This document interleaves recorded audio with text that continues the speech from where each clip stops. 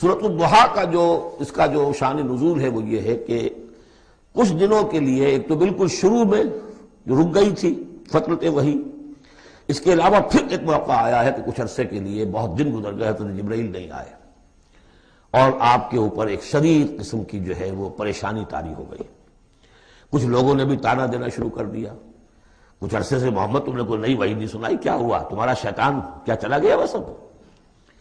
کوئی ایسا بھی بتایا گیا کہ ایک دفعہ کہیں متواتر کئی راتوں تک آپ رات کو اٹھے نہیں، تو کہا وہ تمہارا شیطان تمہیں چھوڑ گیا ہے۔ کوئی ساتھ کے رہنے والی عورت جو تھی کہ رات میں نے سنی نہیں تمہاری کوئی پڑھنے کی جو تم پڑھا کرتے تھے، شاید شیطان تمہیں چھوڑ گیا ہے۔ خود آپ کو جس قدر ایک اشتیاق رہتا تھا کہ وہی آئے اور آپ کی وہ روح کو جو ہے مزید اور غذا اور تر و تازگی جو ہے وہ مسلسل ملتی رہے، اس کی وجہ سے یہاں تک آتا ہے کہ حضور فرماتے ہیں کہ اس درجے میں رنج اور غم میں تھا کہ میں سوچتا تھا کہ میں پہاڑ کے اوپر چڑھ کر اپنے آپ کو گرا دوں۔ بربنائے تب بشری، اس درجے حضور کے اوپر جو ہے یہ شاخ گزر رہا تھا کہ وہی کیسے بند ہو گئی۔ اور اس میں یہ بھی تھا کہ اللہ ناراض تو نہیں ہو گیا، کیا مجھ سے کوئی خطا تو ایسی نہیں ہو گئی، یہ سبب کیا ہوا ہے؟ یہ ہے وہ کیفیت کہ جس کے اندر یہ آیتیں نازل ہو رہی ہیں۔ اور اب آپ اس کو سمجھ لیجئے کہ اس کا نفسیاتی اور انسان کی باطنی کیفیات کے ساتھ کیا تعلق ہے۔ انسان پر دو طرح کی کیفیات طاری ہوتی رہتی ہیں، جیسے میں نے پہلے ایک دفعہ آپ کو بتایا صدیق اور شہید کے درمیان جو فرق ہے بنیادی، کہ کچھ بنیادی طور پر لوگ ایکسٹروورٹس ہوتے ہیں، کچھ بنیادی طور پر انٹروورٹس ہوتے ہیں۔ ایکسٹروورٹس کھیل کود بھاگ دوڑ، لوگوں سے ملنا جلنا، گفتگو ہے، اسے دھکا دے دیا اس سے مذاق کر لیا، اسی میں وہ خوش رہتے ہیں، بڑے مگن رہتے ہیں، تنہائی انہیں کاٹ کھانے کو دوڑتی ہے۔ اور ایک انٹروورٹس ہوتے ہیں کہ وہ مجلس وغیرہ کو نہیں، وہ تو اپنے تنہائی میں کہیں بیٹھے ہیں، غور و فکر کر رہے ہیں، سوچ بچار کر رہے ہیں، انہیں وہ مجلس سے زیادہ اپنا گوشہ تنہائی جو ہے وہ زیادہ عزیز ہوتا ہے۔ تو یہ دو مزاج اللہ نے بنائے ہیں۔ اسی طرح ہر انسان کے اوپر آلٹرنیٹلی کچھ کیفیات آتی ہیں جس کو ہم کہتے ہیں میرا موڈ آف ہے، ایک طرح کا قبض سا ہو جاتا ہے طبیعت میں بندش سی ہوتی ہے، کسی وقت اسی شخص کے اندر پھر انشراح سا ہو جاتا ہے، پھر ہنسنے بولنے کو جی چاہتا ہے، گفتگو کرنے کو جی چاہتا ہے۔ تو یہ کیفیت جب انسان کی روحانی زندگی سے متعلق ہو جائے تو اس کو پھر صوفیہ نے نام دیا قبض اور بسط۔ کبھی طبیعت میں انشراح ہے، انبساط ہے، طبیعت جو ہے وہ آبادہ ہے، ہر چیز میں روشنی کا پہلو آدمی دیکھ رہا ہے،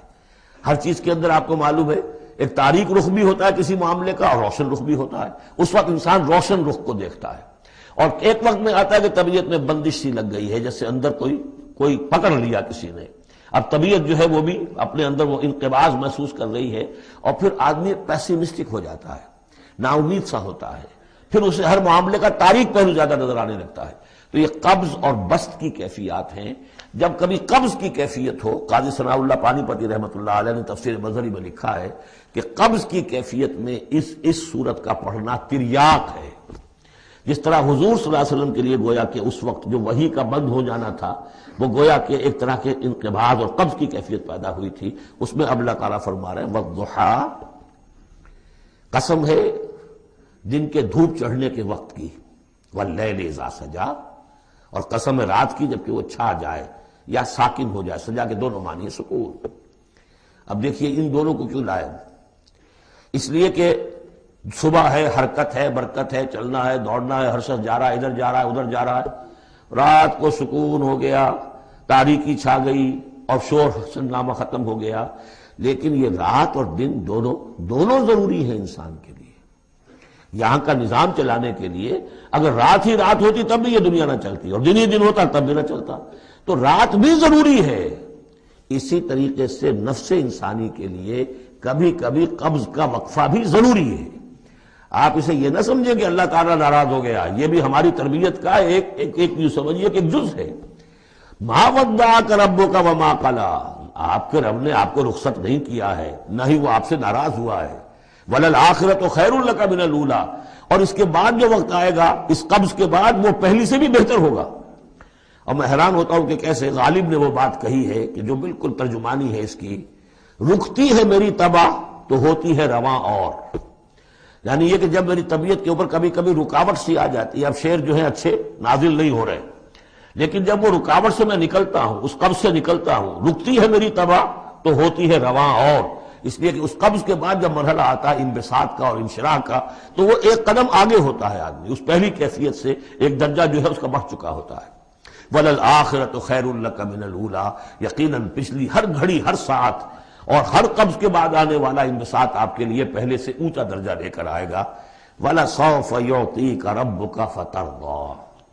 ان قریب آپ کا رب آپ کو اتنا کچھ دے گا، اتنا کچھ دے گا، آپ کی محنتوں کے وہ نتائج سامنے آئیں گے کہ آپ راضی ہو جائیں گے۔ اب دیکھیے پچھلی صورت ختم ہوئی تھی وَلَسَوْفَ يَرْضَىٰ، یہاں ہے وَلَسَوْفَ يُعْطِيكَ رَبُّكَ فَتَرْضَىٰ، صرف ضمیر کا فرق ہے، کیونکہ صدیق پر وحی نہیں آتی براہ راست خطاب نہیں کیا جا سکتا، وہاں وہ صیغہ جو ہے وہ غائب کا ہے وَلَسَوْفَ يَرْضَىٰ، اور چونکہ نبی وہ ہے جس پر وحی آ رہی ہے، براہ راست مخاطب ہے، تو وَلَسَوْفَ يُعْطِيكَ رَبُّكَ فَتَرْضَىٰ، آپ کا رب اتنا کچھ دے گا کہ آپ راضی ہو جائیں گے۔ اب یہ کہ اسی قبض کی حالت میں پھر اللہ تعالیٰ اپنے احسان جتا رہا ہے، اور یہ بہترین ہے۔ کبھی طبیعت پر ڈپریشن ہو اس طرح کی اور قبض کی کیفیت ہو تو آدمی یاد کرے کس کس مرحلے پر اللہ نے میری دستگیری فرمائی، کن کن مراحل پر اللہ تعالیٰ نے مجھے مشکلات سے نکالا، اس سے وہ حوصلہ بڑھتا ہے۔ اور اس کو بھی سمجھیے کہ اسی انداز میں الم یجد کا یتیما فآویٰ، یہ سیرت النبی کے بڑے اہم حصے ہیں جو اس میں آ گئے ہیں۔ آپ کی پیدائش یتیمی میں، پوسٹیومس چائلڈ، باپ تو پہلے فوت ہو چکا ہے، دادا ہے 2 سال کی عمر میں وہ بھی گئے، پھر 6 سال کی عمر نہیں 6 سال کی عمر میں والدہ گئی، 8 سال کی عمر میں دادا گئے، اور وہ یعنی جو آپ نے دیکھا ہے ابتدائی زمانہ زندگی کا تو وہ یتیمی کا۔ الم یجد کا یتیما فآویٰ، کیا اس نے اے محمد آپ کو نہ پایا کہ آپ یتیم تھے، پھر پناہ دی، آپ کے لیے بندوبست کیا، دادا کے دل میں جو شفقت ڈالی، پھر آپ کے تایا زبیر کے دل میں جو شفقت ڈالی۔ بدقسمتی سے ہماری تاریخ میں چونکہ بہت زیادہ عمل دخل رہا اہل تشیع کا، تو عبد المطلب کے بعد فوراً ابو طالب کا نام آتا ہے، حالانکہ یہ غلط ہے تاریخی اعتبار سے۔ عبد المطلب کے بعد کافی عرصے تک زبیر جو آپ کے تایا تھے وہ سرپرست تھے، پھر ان کے انتقال کے بعد ابو طالب کا معاملہ آیا، لیکن ان کو بیچ میں سے غائب کر دیا گیا ہے۔ بہرحال اللہ تعالیٰ جو بھی کسی کے دل میں ڈالتا ہے، آخر ابو طالب کے دل میں محبت ڈالی تو کس نے ڈالی؟ وہ ہم پڑھ چکے ہیں سورہ طٰہٰ میں، وَأَلْقَيْتُ عَلَيْكَ مَحَبَّةً مِّنِّي، حضرت موسیٰ علیہ السلام کی موہنی صورت کے اوپر اللہ تعالیٰ فرماتے ہیں ہم نے اپنی محبت کا پرتو ڈال دیا کہ تمہیں دیکھنے کے بعد وہ قتل کرنے کے ارادے سے باز رہ گئے، ان کے ہاتھ شل ہو گئے، ایسی موہنی صورت اسے قتل کرنے۔ وَأَلْقَيْتُ عَلَيْكَ مَحَبَّةً مِّنِّي وَلِتُصْنَعَ عَلَىٰ عَيْنِي، یہ ہوا ہے۔ تو فرمایا الم یجد کا یتیما فآویٰ ووجدک ضالا